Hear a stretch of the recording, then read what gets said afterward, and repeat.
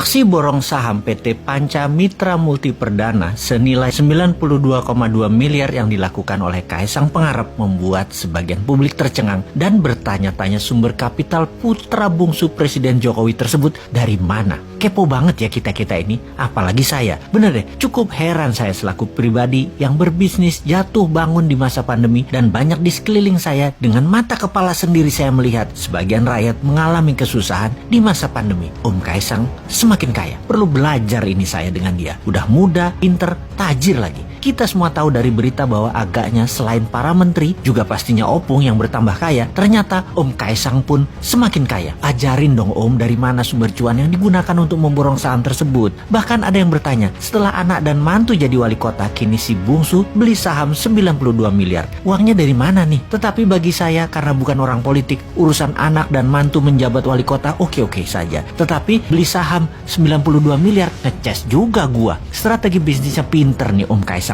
dengan memborong saham PT Panca Mitra Multi Perdana, sebuah perusahaan yang memproduksi makanan beku berbasis udang. Total saham yang dibeli Om Kaisang Pangarep yakni sekitar 188,24 juta lembar saham atau sekitar 8% dari total keseluruhan saham yang ditempatkan di perseroan atau senilai 92,2 miliar. Kaisang membeli saham PT Panca Mitra Multi Perdana melalui perusahaan miliknya PT Harapan Bangsa Kita atau yang lebih dikenal dengan GK Hebat. Oke lah, selamat buat Om Kaisang yang dengan pintar memutar uangnya di banyak bidang. Mudah-mudahan pemodal yang memodali bukan mereka yang cari selamat dari kejaran hukum karena membakar hutang ya. Sekali lagi, kita ingin kepastian aja. Yang modali usaha Om Kaisang janganlah merupakan siasat perusahaan pembakar hutan untuk lolos dari jeratan hukum. Jangan ya Om. Oke lah, sekali lagi, Om sudah besar, sudah dewasa. Ayahmu presiden tak tercela dan tak ternoda. Dicintai 65% rakyat dalam 2 kali pilpres. Nama besar ayahanda jangan sampai tercoreng libido punya uang lebih dengan mudah. Sejarah panjang di Indonesia anak presiden yang berkiprah macam-macam